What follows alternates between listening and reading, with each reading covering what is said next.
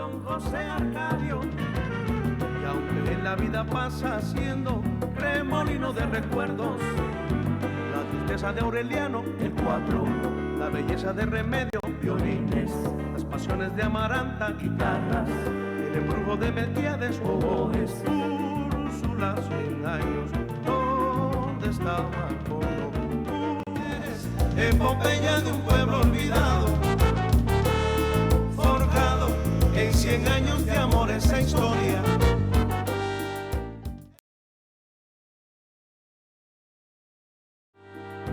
Eres epopeya de un pueblo olvidado, forjado en 100 años de amor esa historia. Hola amigos, ¿cómo están? Estamos nuevamente aquí en la FILU 2019. En esta ocasión vamos a ver la presentación de la nueva colección del Fondo de Cultura Económica Vientos del Pueblo, que por el momento cuenta con 3 títulos de autores como Rudyard Kipling, Elena Poniatowska y Guillermo Prieto. Nos van a acompañar en esta presentación el escritor y ahora nuevo director editorial del Fondo de Cultura Económica, Paco Ignacio Taibo II, y el escritor mexicano Fabricio Mejía Madrid. Así que acompáñenos, ya estamos a punto de comenzar. Mientras tanto les cuento que esta colección Vientos del Pueblo aspira a editar más de 100 títulos por un precio accesible para que todos los mexicanos podamos tener acceso a la lectura, así que seguramente va a estar muy interesante. Si están en Jalapa pueden venir a acompañarnos al Complejo Deportivo Omega y buscar esos libros aquí y también leerlos, ¿por qué no? Así que acompáñenos a la presentación porque seguramente les va a interesar. Aureliano, el 4, la belleza de Remedios, violines, las pasiones de Amaranta, guitarras, el embrujo de Melquiades, oboe, Úrsula, 100 años, ¿dónde está Macondo? Úrsula, 100 años, ¿dónde está Macondo?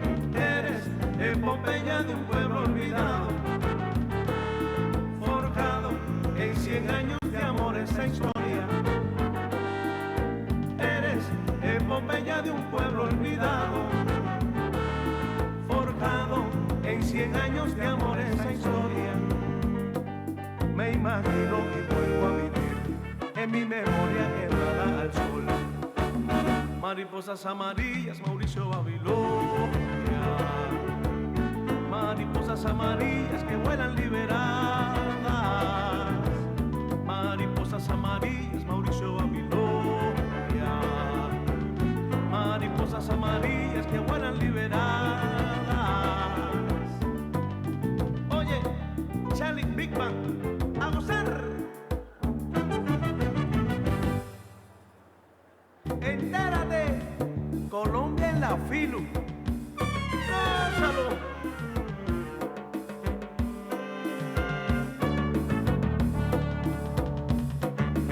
Y este año la FILU le hace un homenaje a Colombia. ¡Colombia! Esto es para ti.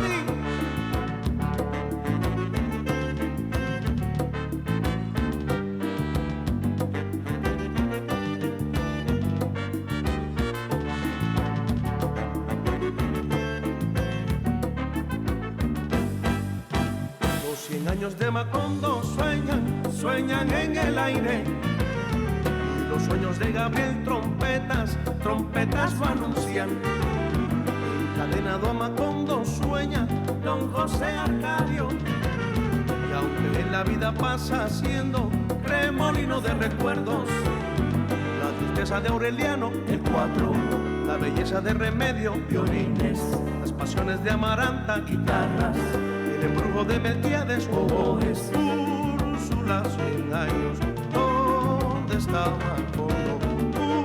Úrsula, 100 años, ¿dónde está Macondo? Eres epopeya de un pueblo olvidado, forjado en 100 años de amor esa historia.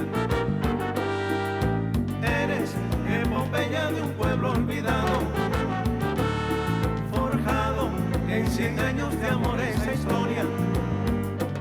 Me imagino y vuelvo a vivir en mi memoria quemada al sol.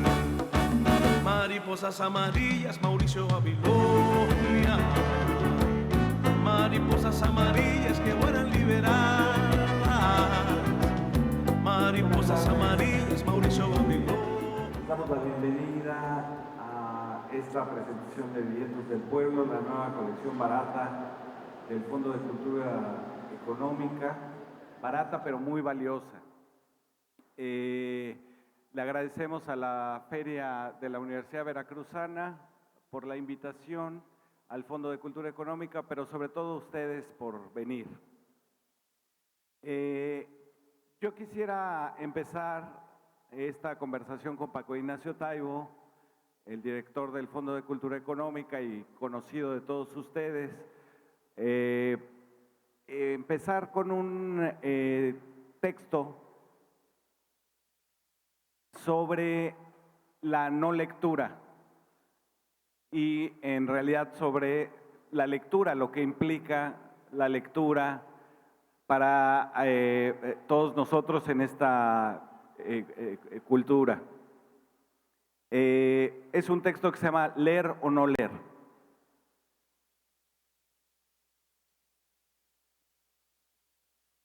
No leer fue considerado un pecado por los monjes del siglo V. En Acerca de la superioridad de los monjes, San Hilo, que vivía como una asceta leyendo, copiando y escribiendo en un monasterio del Sinaí, habla de la asedia, una apatía que impedía a los monjes leer o rezar. Dice San Hilo, cuando el monje, atacado por la asedia, intenta leer, inquieto, interrumpe la lectura y unos minutos después se sumerge en el sueño. Se talla el rostro con las manos, extiende sus dedos y lee algunas líneas más, mascullando el final de cada palabra que lee y mientras tanto llena su cabeza con cálculos ociosos, el número de páginas que le restan por leer y las hojas de los cuadernos por llenar. Comienza a odiar las letras y las hermosas miniaturas que tiene ante sus ojos hasta que por fin cierra el libro y lo utiliza de almohada. Esto dice San Hilo en el siglo XV. Unas generaciones antes, otro monje, Juan Casiano, había clasificado la asedia como el demonio del mediodía y Santo Tomás de Aquino la definió como una fuga de lo divino a la que no le importa que no le importe. Demonio y pecado capital que se transformará después en el pecado de la pereza. La asedia la vivimos cuando no logramos leer ni concentrarnos y el libro se nos cierra para quedarnos dormidos. Cuando hablamos hoy de la lectura como un componente de nuestra identidad, se dice que nos enriquece, que nos hace más diversos, que nos concientiza y ciudadaniza. Están todavía presentes los demonios y las culpas y la pérdida imperdonable de lo divino. Que no te importe lo importante. Pero, ¿qué es leer y qué es no leer? Leer es descifrar una secuencia lineal de signos. En ella intervienen los ojos y una voz dentro de nuestras cabezas que escuchamos leyendo, pero también otra, una segunda voz que al avanzar en la lectura crea un sentido. No leer es estar afuera de esta secuencia. Los analfabetas reconocen las letras como dibujos de grafías, pero no los logran articular para que tengan un sentido. El momento en que de niños logramos por primera vez juntar las letras con los sonidos de nuestra propia voz interior en un sentido, es uno de los momentos milagrosos de toda existencia. Por ello, yo le estaré eternamente agradecido a Mafalda. Los cambios que ha tenido la lectura no son muchos. A pesar de que ahora se nos dice que las abreviaturas de los mensajes de texto por teléfono son una nueva forma de escribir, no lo son de la lectura. Nuestra cabeza sigue llenando las letras omitidas. La lectura sigue siendo lineal y no obstante los esfuerzos tecnológicos tampoco es simultánea. Llenar una página con vínculos o imágenes no es distinto de las ilustraciones de los libros en la Edad Media. Y ahora se dice scrollear, que viene de rollo, de rollo de papiro en inglés, que es agarrar una página de arriba a abajo por internet como un papiro inmaterial, pues tampoco es muy distinto de los papiros egipcios. Lo que ha cambiado es la forma de nuestra atención. Ahora vamos de un texto a otro que se interrumpen o se complementan entre ellos, desviando la atención fija y continua, que era la disposición incluso corporal de los monjes del siglo V. La idea de estar absorto en la lectura nos trajo ideas de soledad como en Robinson Crusoe. La pregunta de ¿cuál libro te llevarías a una isla desierta? Da cuenta de ese imaginario de leer en absoluta soledad, acompañado solo por las dos voces en tu cabeza. Pero ese momento, el de la lectura silenciosa, que abre una conexión cerebral distinta a la de la mera voz alta, sí tiene una gran historia. En un inicio, muy pocos lectores sabían leer sin articular sonidos. Lo sabemos por Aristóteles y por Eurípides. Y tuvo que pasar mucho tiempo para que este tipo de lectura misteriosa para el común de los letrados impusiera la separación de palabras, las minúsculas, los acentos, las comas y los párrafos. Los rollos de texto antes y los primeros libros eran continuos, sin separaciones para la lectura silenciosa, y todos estaban en mayúsculas. Estaban hechos para la lectura en voz alta, que era una forma de sociabilidad que ya no conocemos más que en la niñez, cuando alguien nos lee, cuando no sabemos todavía hacerlo. Leer en voz alta era prácticamente interpretar una partitura musical, en la que el texto solo era una guía para modulaciones, cadencias y gestos que provenían del teatro. Con las dos manos ocupadas en desarrollar aquel rollo, el texto estaba hecho para el oído. Sacarle la voz al texto es lo que seguimos haciendo cuando leemos en voz alta y en voz en silencio. Lo que cambió definitivamente fue el acto social por un acto íntimo. Queda la lectura en voz alta para cuando un autor quiere enseñarles a sus pobres amigos cómo va su novela en proceso, o para el corrector de ratas que quiere contraprobar, así se dice, el original con la última versión antes de imprimirlo. Los lectores en voz alta nunca fueron los ricos, fueron sus esclavos. Augusto, por ejemplo, tenía 4 lectores que le leyeran, sobre todo manuales de retórica y noticias. La distinción que ahora hacemos entre la gente que sabe leer en silencio y la que emite sonidos, en la antigua Roma no tenía que ver con el grado de escolaridad o de sofisticación académica. Ahora leer en silencio es una experiencia con uno mismo. Quizás por eso la asociamos a ser mejores y a ser distintos. Pero queda el vórtice de su origen. Si leemos algo que nos impacta, tenemos la urgencia inaplazable de comentárselo a alguien y recomendárselo, o de leérselo en voz alta. Es la segunda voz la que después de leer pronuncia el sentido. Es el blanco de la censura también. Es la que incineraron en las hogueras de las vanidades, los curas, los dictadores, los cuidadores de la mente de los demás. Perdón. Se ha dicho que la diferencia entre izquierda y derecha es precisamente la quema de libros. Se quiere acabar con lo escrito, pero también con lo que puede leerse y concluirse de ello. Es la segunda voz la que da el sentido al desciframiento de signos que está en la primera voz, en el inicio. Los monjes la consideran una fase de la lectura, la necesidad de tomar una pluma para mejorar el texto. Llamado enmendacio, o sea, enmendar, da cuenta de nuestros subrayados, de nuestros apuntes en los márgenes y por supuesto del impulso inicial de escribir un texto propio. La segunda voz, por lo tanto, se resiste a ser un contenido único, a ser una verdadera lectura, porque lee lo que aún no está ni siquiera escrito. La derecha fascista se oponía a ello.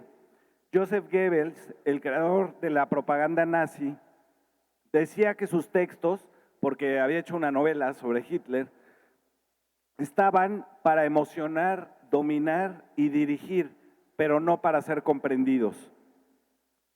Si la primera voz es literal, la segunda siempre es interpretativa, es múltiple y, si se quiere, es democrática.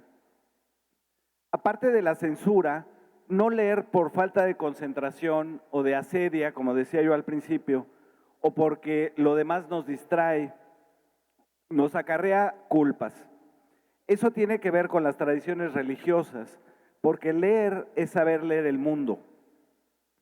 Como libro, el Cosmos es una creación de la Alta Edad Media. Se descifra porque contiene un sentido. Para los cristianos y para los judíos, un libro era los nombres de la divinidad. No saber leer era como darle la espalda a Dios. La experiencia de la lectura es que el libro o el cosmos no deciden cómo se lee. Eso depende del lector. Y por eso perder el hilo de una narración o no poder desentrañar lo inteligible es perder el sentido. La locura y la credulidad en la que se lee están presentes en personajes como el Quijote o como en Madame Bovary. La lectura está asociada a la locura porque es una deriva, porque nuestras propias voces interiores pueden perderse entre las letras. Y es que la lectura en silencio, la íntima, es una experiencia tan o más vívida que la del cuerpo. Leer es experimentar sobre todo cuando no hay un afuera y un mundo que nos interrumpa. A eso se refiere Julio Cortázar en La continuidad de los parques, un cuento en el que un lector lee sobre un asesino que acecha sin darse cuenta de que el asesino lo va a sorprender mientras está absorto leyendo. El lector del cuento se sobresalta cuando se da cuenta de que lo mismo le puede ocurrir a él mientras está leyendo el cuento de Cortázar. La continuidad es la marca de la lectura, entre la voz del narrador y la de uno propio, entre la interna y entre la que nos transmite como experiencia mientras sentimos que nos ocurre a nosotros mismos. Esa comunión entre las voces, entre la escrita y la leída, es única en nuestra cultura. No existe fuera de la escritura leída en silencio. De esa divinidad es de la que nos perdemos cuando nos tienta aquel demonio del mediodía. Pero ¿qué hay en esa comunión única entre lo leído y lo escrito? El cabalista Gershom Scholem nos da una clave en forma de parábola que dice: cuando el fundador del judaísmo debía resolver una tarea difícil, iba a un determinado bosque, encendía un fuego y pronunciaba unas oraciones, y aquello que deseaba se realizaba. Cuando una generación después otro rabino se encontró en la misma situación, se dirigió al mismo punto en el bosque y dijo: no sabemos ya encender este fuego, pero podemos pronunciar nuestras oraciones. Y todo ocurrió conforme a sus deseos. Otra generación posterior se encontraron con el mismo problema. Fueron al bosque y dijeron: no sabemos ya encender el fuego, ya no nos sabemos las oraciones, pero conocemos el lugar del bosque y eso nos es suficiente. Y en efecto les fue suficiente. Pero cuando transcurrida otra generación, el último rabino de esta historia permaneció inmóvil en su castillo, sentado en un trono dorado, diciéndose: no sé ya encender el fuego, no somos capaces de recitar las oraciones y no conocemos siquiera el lugar en el bosque, pero de todo ello puedo contarles la historia. Y una vez más, eso fue suficiente. La comunión contiene pues la historia de esa pérdida. el relato de cómo se perdió, cómo perdimos el fuego. Es por eso que todo texto deriva de un misterio que al presentarse queda compartido. Muchísimas gracias.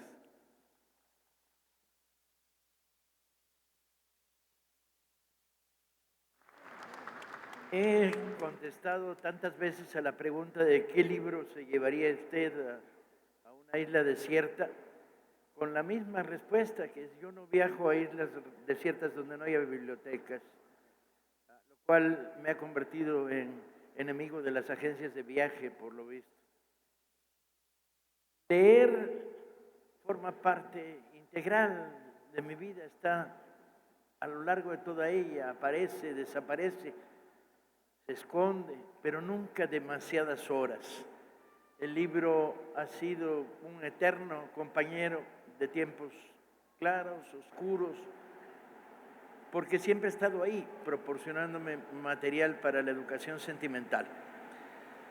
Gran parte del problema es la terrible confusión entre educación formal y educación sentimental. El colocar el libro en el terreno de la educación formal, libro que transmite información, conocimientos, experiencia técnica, transmisión de experiencias dedicadas a mejorar, manuales de cómo poder usar computadoras sin romperte los dedos al meterlo entre las teclas, etcétera, etcétera, etcétera. Es un universo diferente al universo que te lleva a aprenderte de memoria el nombre de los 3 mosqueteros. Que por cierto te acompaña una paradoja, los 3 mosqueteros eran 4, D'Artagnan, Athos, Porthos y Aramis. Y eso provocó mi primer gran conflicto en la escuela primaria, cuando le dije al maestro de aritmética que 3 eran 4, lo cual le pareció insultante en términos de precisión. Y cuando le dije, no, mira, D'Artagnan, Athos, Porthos y Aramis, no se dio por enterado porque no había leído los 3 mosqueteros. Yo sí los había leído, y no solo los había leído, me hacía preguntas a los 8 años altamente inteligentes producto de esa lectura, como por ejemplo, son maravillosos, todos para uno, uno para todos, la solidaridad, el manejo de la espada, sus habilidades gimnásticas, pero ¿qué andan haciendo defendiendo la honra de una reina medio piruja? ¿No? Porque no me van a decir ustedes que los argumentos en la novela de vamos a recuperar los arretes que la reina en prueba de amor le dio al conde de Buckingham, que era el enemigo de los franceses, y bueno, puede ser, el rey era extremadamente mandilón y probablemente impotente, pero de eso andarle dando los arretes al embajador inglés, que luego sería primer ministro, medio piruja, y yo me preguntaba, pero bueno, ¿qué importa? Porque el manejo de la espada, la solidaridad, el todos para uno, y volveré a eso, y uno para todos, tenían un atractivo extra. Yo era niño de izquierda y por lo tanto el que los mosqueteros estuvieran peleando contra los guardias del cardenal era la neta. Luego vería uno a los guardias de cardenales como el de Ecatepec, etcétera, etcétera, del clero mexicano, y yo decía, pues ahí está la luz del asunto, el enemigo engrandece al ciudadano. Y llegué, evidentemente, en formación infantil a Robin Hood, libro del que digo que fui el primero que leí, lo cual debe ser mentira, porque tienes una memoria que ajusta el pasado. Pero si no es verdad, lo sostengo, y que alguien se acuerde de que estaba yo leyendo a los 5 años. Y Robin Hood andaba por los bosques, vestido con mayón y cachuchita con pluma. Y cuando dije, ¿a que no tienes pantalones y vas a la secundaria vestido de Robin Hood? Pensé lo que me podía suceder en la secundaria 4 en la que yo estudié.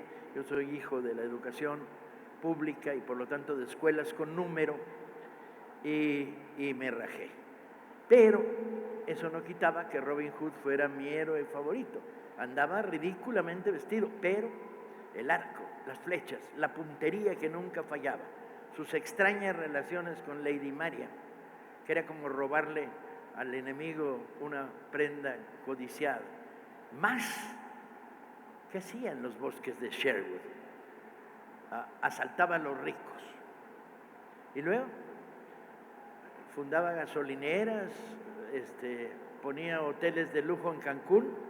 No, se lo daba a los pobres. Robin Hood era la luz, era el mejor destino de los destinos posibles. Poner tu habilidad para robar al servicio de los demás. He ahí por qué me sentí enormemente feliz cuando, después de haber tomado el poder Salinas de Gortari, se me ocurrió bautizarlo en un artículo como Hood Robin, porque ese le robaba a los pobres para dárselo a los ricos. Están ustedes demasiado serios, o son conservadores infiltrados, o se creyeron esto de que Fabricio y yo damos conferencias magistrales. Contrólense. Si son de izquierda, sonrían, chinga. No puede haber una izquierda que no tenga sentido del humor. Están ustedes extremadamente serios, man. Estoy desperdiciando mis mejores chistes en un público que cree que estoy dictando una conferencia. Y pues, educación sentimental, Conde de Montecristo. La lista. Te friegan, te tumban a tu novia, te meten a la cárcel de seguridad, la más terrible de la Francia de la época.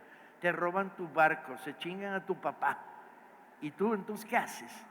Pues consigues un amigo en el calabozo de al lado, conectas, cuando él muere, entras, sales, te pones, te tiran al agua, rompes el saco, nadas vigorosamente y llegas a tierra firme y luego vas al tesoro que tu amigo te reveló.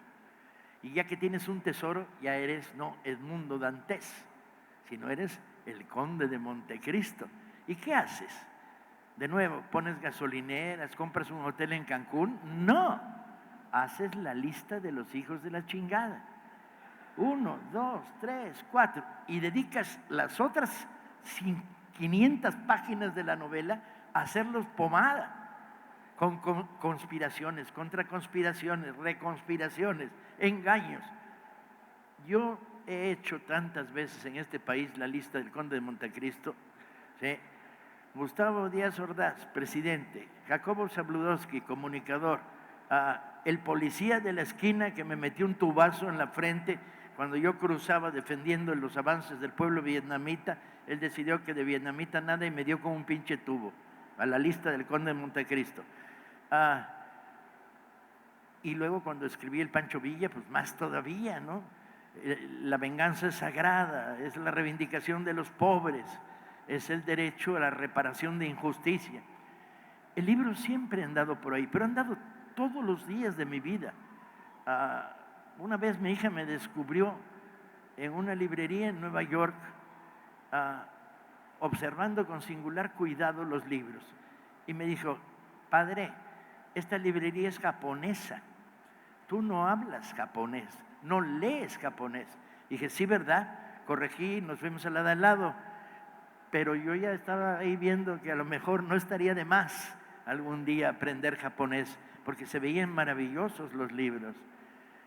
Mi hija, cuya educación sentimental ha sido estropeada y rearreglada por su madre y yo, a los 10 años, en un acto de rebeldía, en una casa donde leíamos todos los días y estaba repleta de libros, llegó un día, se puso muy seria a la hora de comer y dijo: no voy a leer un libro nunca. Entonces la miramos de reojo: jamás, ni un libro voy a leer en mi vida. La miramos de nuevo. Paloma, que es más ecuánime que yo quería darle con la cuchara en la cabeza. Paloma, que es más ecuánime que yo, dijo: déjala. Y en la noche sí nos pusimos a temblar. Dijimos: hay que crear rápidamente una estrategia.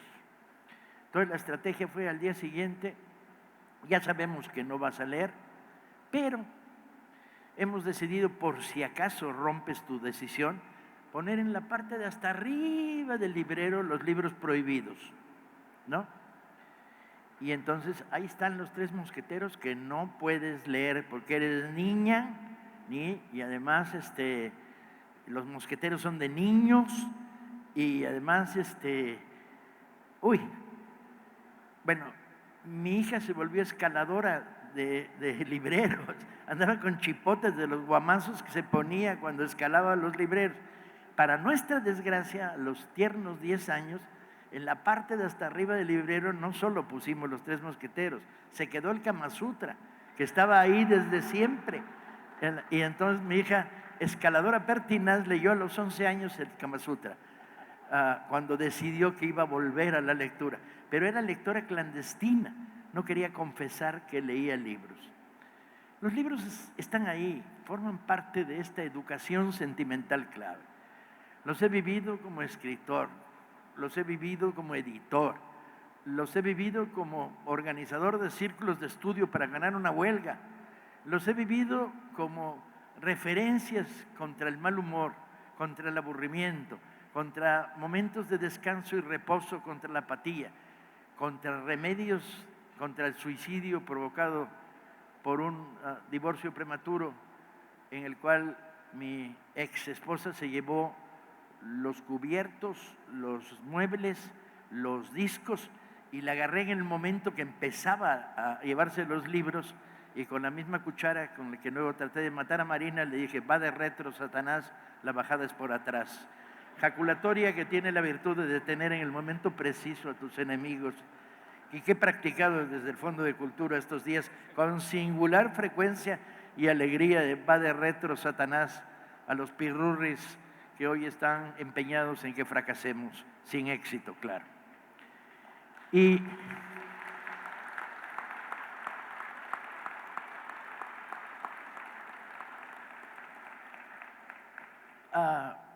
he respondido una y otra vez a la pregunta de: ¿tú crees que los libros pueden cambiar el mundo? Con la respuesta de: obviamente sí, y lo han cambiado. No una, muchísimas veces. Hay libros que detonaron procesos, que influyeron en procesos, que detonaron procesos, que crearon alertas que se volvieron olas. Y lo dices además no solo desde la perspectiva de lo global, hablando de Mi lucha de Hitler o el Manifiesto Comunista o Alicia de Lewis Carroll, ¿no? Sino lo dices desde la perspectiva personal. ¿Cuántos libros me han cambiado la vida? Decenas. Ángel González, poeta español, llegó su antología de la poesía de los años 50 y 60 a mis manos, y uno de sus poemas me pegó como quien le pega a uno con un mazo en la cabeza. Otro tiempo vendrá distinto a este, y alguien dirá: debiste haber contado otras historias. En pleno inicio del movimiento del 68, la pura entrada de la frase «otro tiempo vendrá distinto a este» te daba la seguridad de que el mundo podía cambiar. Y me quedé con ella para siempre. Me persigue el poema de Ungaretti, un poeta italiano tan distante de mi estilo, mi visión del mundo, y sin embargo que me resulta de una peligrosa manifestación de cercanía, y al mismo tiempo se ha vuelto mantra en mi vida. Cuando te despiertas en estado del monstruo del Dr. Frankenstein, te pones frente al espejo y respondes el cuestionario clásico, que ¿sigues siendo de izquierda?, te pregunta el espejo, y tú dices: a huevo, uy, ¿qué chingados esperabas? ¿Que a los 70 años chaquetearas o qué? Pero ese es el momento en que hay que entrar al mantra, y el mantra es Ungaretti. Ungaretti escribió un poema de 31 líneas, lo revisó, lo pensó, se deprimió, porque Ungaretti vivía deprimido, y le quitó 14 líneas. Se enfrentó a un poema de 17 líneas, lo leyó, le dio vueltas, lo estudió y le tumbó 14 líneas. Se enfrentó a un poema de 3 líneas, lo miró fijamente y le quitó 2, y se quedó con un poema de 1 línea. Conociendo la historia, todos ustedes estarán preguntando, a no ser que hayan leído Ungaretti, ¿qué chingados es esa línea? ¿No? La línea dice: me ilumino de inmenso. Es budismo puro, si ustedes quieren. Es trascendentalismo post-cristiano. Me vale madres. Miras al espejo y dices, me ilumino de inmenso. Si eres mexicano o mexicana, le pones una coma y dices, güey.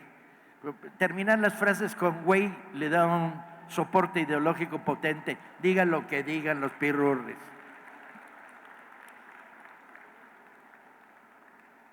Y este punto de encuentro, me ha cambiado la vida. Me cambió la vida una y otra vez haber leído en su momento Espartaco. Lo van a crucificar, pero la rebelión no solo es posible, es absolutamente necesaria. Haber leído el diario de Ana Frank, se la van a fumigar a la escuincla, la van a mandar a las cámaras de gas por adolescente y por judía. Y uno dice, no, pues será, pero con ella hasta que la maten, ¿no? Esta presencia del libro, construyendo educación sentimental, transformando la vida, me ha llevado al tremendo error de dirigir hoy el Fondo de Cultura Económica. Porque quieres transmitirlo, quieres compartir esta idea del libro que abre puertas, ilumina, desconcierta, se acerca a la gente y te lleva a la preocupación de cuáles son los obstáculos que hacen de este país un país donde se podría leer más y no se lee más. No creo que sea correcto concebir la República de los Lectores en un universo donde todos tienen que leer, a huevo o a ovario, pero todos tienen que leer. No, que lean los que quieran, coño, ¿sí? Pero que todos puedan leer. Que el que no lee encuentre el camino para acercarse a la lectura. Que el que lee poco deje de leer los libros horribles que está leyendo y se ponga a leer los que debería estar leyendo, que lo van a hacer feliz. Que el que tiene miedo por razones de pudor y de obligación a leer el libro maldito, que lo lea, no pasa nada. Que el que se siente obligado a recorrer la escalera que empieza en el Cantar del Mío Cid, el Quijote, la Ilíada y la Odisea, rompa palos la escalera y empiece por las novelas de José Emilio Pacheco, hombre, o de José Agustín, que son iniciáticas. Ya llegará algún día a la Ilíada y la Odisea. Y si lo lee después de haber leído los mitos griegos de Graves o de Finlay, lo va a gozar muchísimo más. Que se rompa los 4 o 5 enemigos mortales de la lectura. La obligación, el precio, una enseñanza media que te aleja de leer por placer y te lleva a leer para sobrevivir el mundo de la secundaria y la prepa, que te vacuna contra la lectura, que hace que digas, leer, qué hueva, y llegues a la educación superior con el tatuaje de leer, qué hueva, ¿no? Romper el bloqueo de los precios. No es posible, lo he visto 1000 veces.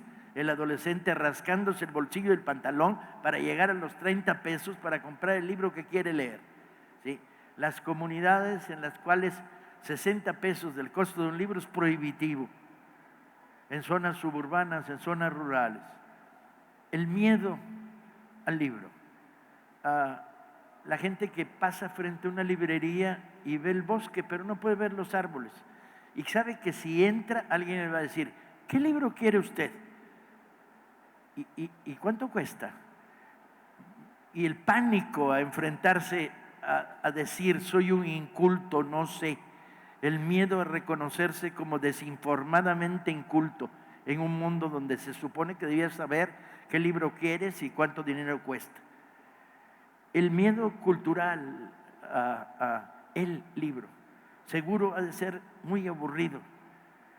El miedo terrible de haber leído los libros equivocados en el momento equivocado, que te llevaron a la equivocada idea de que los libros son terribles. Todos estos miedos, estos pánicos, estos bloqueos pueden destruirse. pueden y son destruibles.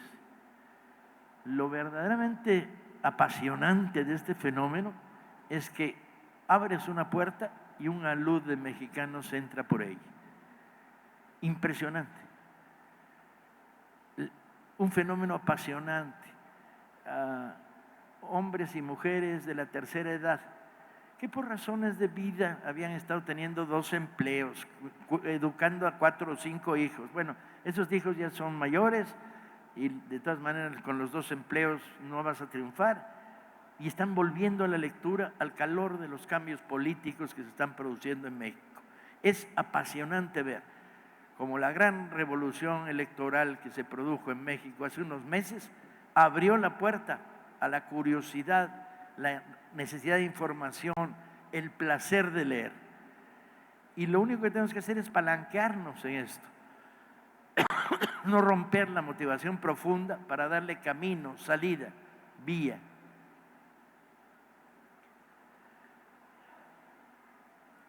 Vamos hacia una república de lectores, sin duda. ¿Qué tantos? No lo sé. ¿En dónde? No lo sé. ¿Qué clavijas tenemos que apretar? No lo sé. Estamos probando, pero estamos probando a toda velocidad y con resultados francamente apasionantes. El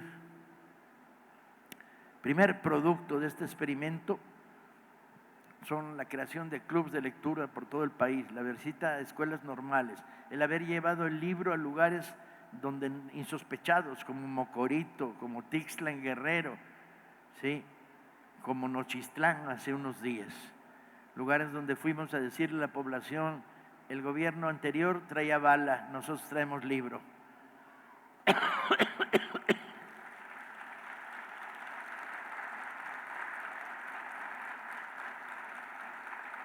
Y en materia editorial, hasta dentro de un mes y medio en que saldrán los primeros nuevos breviarios y las nuevas colecciones populares, lanzamos en tan solo 6 semanas la colección Vientos del Pueblo. ¿Te la paso? Pues yo digo, ¿no? ¿Y tú hablas luego de tu colección? Estamos poniéndonos de acuerdo. Vientos del Pueblo, una colección muy barata, con precios curiosamente diferentes. Me preguntaron: ¿y por qué no unifican el precio en 13 pesos o así? Dijimos: porque queremos que cada uno que lo compre sepa que está comprando un libro al precio más bajo que pudimos ponerle. De tal manera que hay libros de 20 pesos, pero hay un libro que costó 9 nada más. Y cada libro va a variar el precio. Y ponle el precio en la portada, que quede claro. Segundo, una colección que recoja espectro amplio, que pueda ser leída por adolescentes inteligentes, por neolectores, por gente de la tercera edad, clase media ilustrada, clase media sin ilustrar, lector común y corriente, neolector que está empezando a leer. Un abanico muy amplio. Unos te gustarán más, otros menos, algunos te capturarán, otros no te capturarán. Historia de México, crónicas contemporáneas de los últimos 30, 40 años, cuentos clásicos y no tan clásicos, y cuentos de autores y autoras mexicanos. Incluso vamos a experimentar, vamos a tener 2 o 3 títulos de la colección con poesía, a ver qué pasa. Y uno en camino, ya saldrá esta semana, con una obra de teatro de Carballido maravillosa. Los que no conozcan la historia del Santa Claus en la Alameda se la han perdido. La idea además es que sean libros que sean utilizados como primer escalón a un avance en la lectura, que si te ganan puedas ir en la obra de ese autor un paso más allá, o en principio que te permitan una lectura semanal. Estamos haciendo ediciones de 40,000 ejemplares para poder bajar el precio unitario. Y tengo que decirles que ya hemos vendido más de 25,000 de cada uno. O sea que ya pasamos de la experiencia teórica a la voluntad, al hecho de que Vientos del Pueblo está recorriendo cada vez más potentemente el país. Ha servido además para calentar las librerías del Fondo de Cultura y de Educal en todo el país, que estaban en estado crítico, y funcionó como detonador de la primera fase de este proyecto editorial. Venir a presentarla aquí me da mucho placer. Todo me da mucho placer, soy un pinche mentiroso. Rara vez estoy de malas, rara vez estoy en territorio enemigo, y cuando estoy me da un chingo de placer porque voy a los madrazos, o sea que no hay bronca. Estoy viendo un señor ahí que no aplaude, ¿eh? Hay un infiltrado.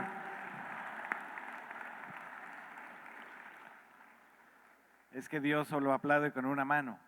Yo quisiera un poco, hablando de esto de la colección Vientos del Pueblo, que es una colección, como dice Paco, que es un primer escalón para ver, no tiene, digamos, estos libros no hay argumento para no leerlo, ¿no? O sea, tiene un precio, este es el mío, este vale 12. Está ilustrado por Peláez, que es un gran ilustrador, todos están ilustrados, y la idea es precisamente poner un abanico de distintos géneros y de distintas opciones, digamos, de lectura, ¿no? Contemporánea, clásica. Me da mucho gusto lo de la poesía, porque ahora que decías de Ungaretti, suelen ser los libros de poesía los que más te impactan, ¿no? O de poesía en prosa. Para mí, por ejemplo, la Casa de Cartón de Martín Adán, de este joven peruano de los 30 que escribió un libro que se llamaba, era poeta, pero escribió un libro extrañísimo, pero muy hermoso, que se llama La Casa de Cartón, que no les podría decir exactamente de qué se trata. Es como una ensoñación de un niño frente a una ventana, viendo el humo del tren y recordando a su familia, y cosas bastante como muy íntimas, pero es un libro extraordinario. Bueno, la poesía puede ser un género también de entrada a la literatura, al significado, ¿no? Este libro que se publica como parte de la colección que se llama Los Ichan, los ejércitos de la noche, es una crónica periodística que Paco y el Fondo de Cultura Económica rescatan. Había sido publicada en un suplemento que ya desapareció de la jornada, que se llamaba Maciosare, que dirigía Arturo Cano y Luis Hernández Navarro, y que tenía un solo miembro del comité editorial, solo decía comité editorial Carlos Monsiváis. Era un suplemento extrañísimo, que además se llamaba Maciosare, y yo ahí publiqué este texto. Este texto es digamos, es la crónica de un montón de pueblos que desaparecieron en Oaxaca, que no nos enteramos que desaparecieron y que los desapareció el ejército. Empieza, digamos, la crónica con un homicidio a miles de kilómetros de estos pueblos, donde encuentran asesinado a un hombre en Puerto Escondido, y le echan la culpa a unos pueblos que están a miles de kilómetros, porque uno de los presidentes municipales se llama igual que el muerto. Y entonces es una historia de terror real, de las cosas que suceden en este país, donde se utiliza a un testigo que tiene una capucha, que tiene el rostro oculto, que va montado en un coche diciendo quiénes son los miembros de una supuesta guerrilla que hay en estos pueblos de la Losicha, y los va delatando, y ellos no saben por qué los encarcelan, quién los delató, de qué están acusados, y vienen las historias de algunos de ellos, todos hombres. Las mujeres, que son las que me cuentan a mí la historia, todas ya están refugiadas en la ciudad de Oaxaca en ese momento, que es finales de los 90, principios de los 2000, y están en un plantón que fue tan largo, ese plantón, en el centro de Oaxaca, que nacieron bebés, que Francisco Toledo, el pintor, los bautizó en colectivo y les llamaba las iguanitas, ¿no?, del plantón, y muchos de los acusados acabaron en prisiones de alta seguridad como Almoloya. Ahí detallo el caso de un señor que vendía zapatos de puerta en puerta y pues el encapuchado dice, ese es del Ejército Popular Revolucionario, y entonces lo meten a la cárcel y le acaban en Almoloya sin saber cómo. Es esa historia, es ese trabajo que también hacemos los escritores de contar historias que no se saben, de historias de pueblos que desaparecen y de cosas que se tienen que saber, de darle voz a la gente que no puede contarlas y contárselas a ustedes. Ese es finalmente, digamos, compartir con ustedes ese fuego que se perdió.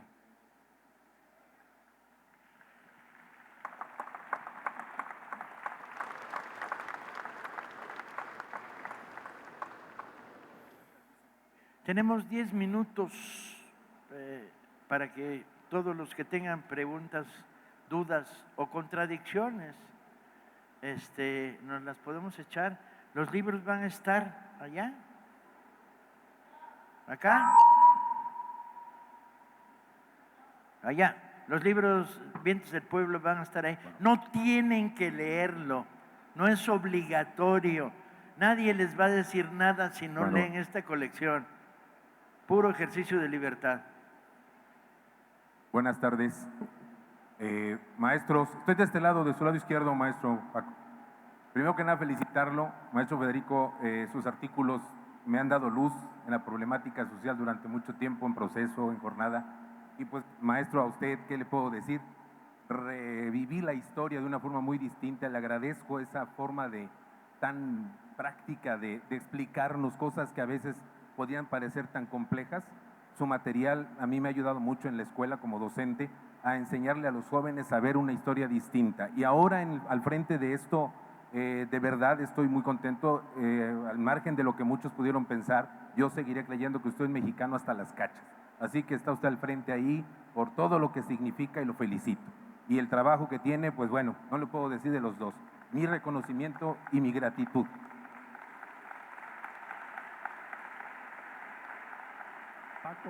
Paco, me pongo de pie. Es que no quiero que me reconozca el enemigo. ¡Paco!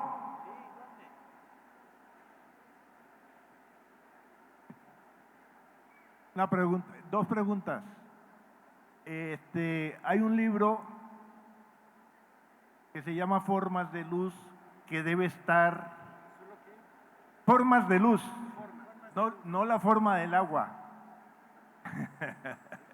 Se llama Formas de Luz y debe estar en Educal, pero no llegó a la feria.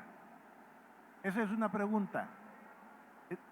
Forma parte de una edición de la Universidad Veracruzana que hicieron con Michoacán e IMBA. Una parte le correspondió a IMBA y esa se la pasaron a Educal, pero no se ve el libro. Esa es una pregunta. Si sabes dónde está y si lo van a colocar a la venta. Otra pregunta es… ¿De qué es el libro? ¿Perdón? ¿De qué trata el libro? No te oigo. ¿De qué trata el libro? Es la novela que ganó el Premio Nacional de Marco Tulio Aguilera. Averiguo. ¿Lo conoces? No, pero averiguo. ¿Cómo que no me conoces si me ibas a presentar un libro y te dio la asiática? El catálogo del fondo y el de Educal tienen algo así como 26,000 libros. Mi cultura, la última vez que la chequé, andaba por los 6,000 leídos y 6,000 más comprados y sin leer todavía. Bueno, pues entonces vas a tener que leerlo. Otra pregunta, ¿qué vas a hacer con la literatura infantil? Sigue al mismo ritmo. Sí. Las colecciones infantiles siguen al mismo ritmo que iban. Bueno, por acá, Paco, de este lado. Paco, felicitarte a ti y a Fabricio y agradecerte que estés presente por traernos vientos de esperanza, en principio. Y además, felicitarte a ti y a tu equipo por convertir el tsunami que inició en julio del año pasado, transformándolos en vientos del pueblo, y esperamos que se transformen en huracán en lo futuro. Aquí en Veracruz estamos acostumbrados a los huracanes, no nos extrañaría. Entonces, agradecerte. Y tengo dos planteamientos, Paco. Primero, no sé si el fondo tiene proyectado publicar libros en braille o audiolibros para la gente que tiene problemas visuales. El año que viene, audiolibros. La producción toma tiempo y este año nos castigaron dejándonos embarcados proyectos editoriales que no me gustaban, de negociados entre funcionarios, la aristocracia académica, etcétera. Tuvimos que deshacer el programa para poderlo rehacer, para hacer las nuevas colecciones. Entonces, hasta el año que viene no empezaremos a hacer audiolibros, pero ya tenemos un preacuerdo con el IMER para producir audiolibros. Perfecto. Y otro planteamiento, Paco, que además esto depende del presupuesto, los recortes, la austeridad, y es casi una petición que puede ser un poco pretenciosa, pero quisiera yo saber si cabría la posibilidad de que se abriera otra librería del fondo aquí en Jalapa. Tenemos una que es de Educal y está en el Museo de Antropología e Historia. El problema es que está ahí metida y poca gente, bueno, los que somos de Jalapa solo vamos al museo cuando llevamos a nuestros parientes chilangos cuando vienen de visita, o las gentes que vienen de fuera y van al museo y se encuentran con la librería. Ocupar oficinas, por ejemplo, de Palacio de Gobierno o del Municipal, que están ocupadas por gente inútil, áreas que no sirven para nada, meter ahí una librería del fondo. Esa sería mi petición, Paco, y agradecerte. Hay una propuesta para cambiarla de lugar y enriquecerla. Ya no va a haber librerías del fondo y de Educal, va a haber librerías fondo Educal. Vamos a unificar toda la red. Y hay una propuesta para cambiarla de Jalapa. De eso tengo que hablar con alguien al final de esta conferencia.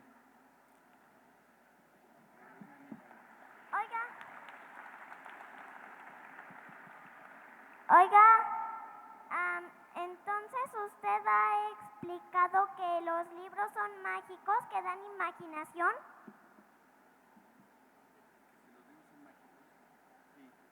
¿Sí?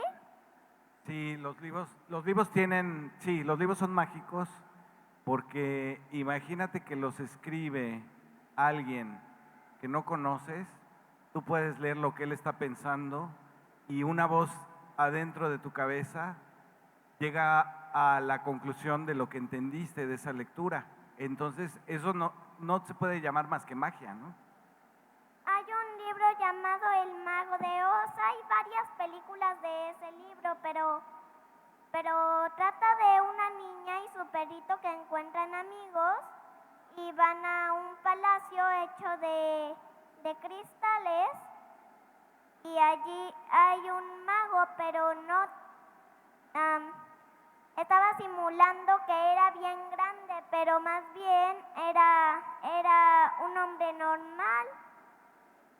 Pero sí tenía las soluciones para consolar a sus amigos de Dorothy. Al espantapájaros le dio un cerebro, al león le dio su valentía porque era muy cobarde. Al hombre de hojalata le dio su corazón. Y a Dorothy le dio la solución para llegar a Kansas, donde era su hogar. Recomendamos El Mago de Oz.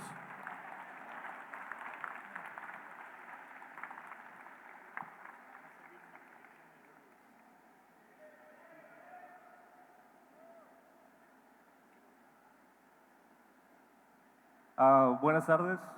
Disculpe, esta pregunta sería para el señor Taibo. Y bueno, la pregunta sería, ¿usted cuál es su opinión con respecto al al nuevo fenómeno de las plataformas independientes con respecto a la libertad de expresión?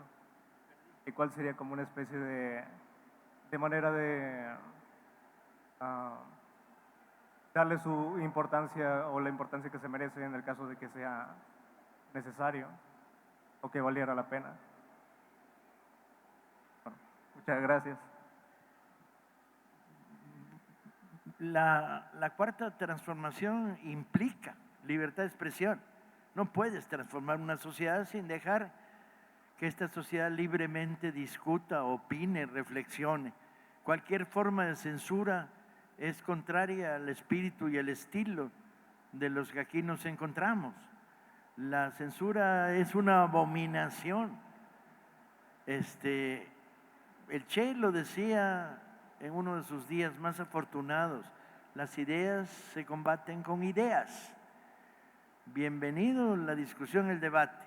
Menos bienvenida la calumnia, pero bueno, ni modo. Hay por ahí 30 perros sueltos que ya no cobran donde estaban cobrando, que se dedican a practicar la calumnia.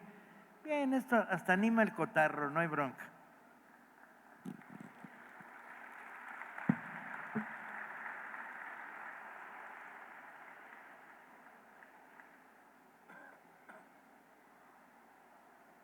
Bueno, mi nombre es José Antonio y no les voy a hacer ningún reproche ni nada de eso, pero al verlos juntos me hacen recordar unas líneas de Charles Bukowski en el libro de Mujeres, donde Henry Chinaski dice que no toleraría hablar con otros escritores. ¿Pasa por ustedes con misma esa idea? ¿Pasa por ustedes esa idea de que entre ustedes no se llevan bien como escritores, como un Henry Chinaski? No, nosotros nos llevamos bien como escritores y como gente. Sí. Somos amigos. Comemos seguido con nuestras familias. Somos muy amigos. Bien, me parece bien, gracias. Pero sería medio absurdo que viniéramos a presentar Vientos del Pueblo dos enemigos. A tanto no da mi generosidad, man. Gracias. Las relaciones amistosas en el mundo de la literatura son sanas en la medida en que es un mundo que durante un tiempo estuvo dominado por exceso de codazos y de celos y de envidias y por mafias literarias que cerraban el camino. Nosotros somos ya de otra generación como escritores, donde el compartir no hacía daño en lo más mínimo, donde cuando tú abrías una puerta y publicabas en Checoslovaquia de entonces, pues lo primero que hacías era recomendar a otros escritores mexicanos y no cerrar la puerta atrás de ti para que nadie llegara. Nuestra generación es una generación muy generosa, yo diría, y de colaboración y de apoyo mutuo. Sí, última. Paco Ignacio, solamente quería preguntarte, yo soy docente de educación pública a nivel de secundaria, y me gustaría saber cuáles son las líneas o políticas que se van a implementar actualmente con la institución que dignamente diriges, relacionada con la distribución de textos y libros como esta colección en las escuelas. En los niveles de educación media, la pretensión es estimular hacia la creación en todas las secundarias o preparatorias de clubes de lectura y poderles regalar un pequeño acervo para que arranquen. Esa es la tentación. Vamos a ver en cuántas de las miles, decenas de miles de secundarias y preparatorias del país podemos llevar a cabo esta propuesta. Ya vámonos a fumar. Sí. Agradecemos su presencia. Va a estar aquí con nosotros Paco Taibo un rato. Les pedimos de la manera más atenta y organizada que si quieren pasar a que les firme su libro, saludarlo, hagan una fila de forma ordenada. Muchas gracias. Bueno, amigos, acabamos de ver una charla muy importante y muy interesante sobre la promoción de la lectura en nuestro país y sobre las estrategias que se están tomando y que se van a implementar muy pronto. Espero que la hayan disfrutado. Recuerden seguir acompañándonos en esta FILU 2019. Yo soy Katia Escalante, nos vemos la próxima. Oye, entérate, Colombia en la Filu. ¡Gózalo!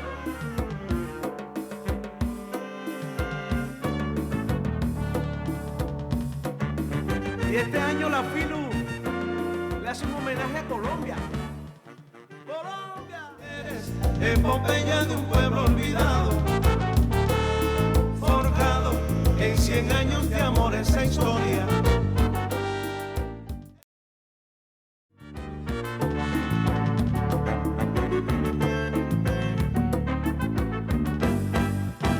Los 100 años de Macondo sueñan en el aire. Los sueños de Gabriel trompetas lo anuncian. Encadenado a Macondo sueña don José Arcadio. Y aunque en la vida pasa siendo remolino de recuerdos,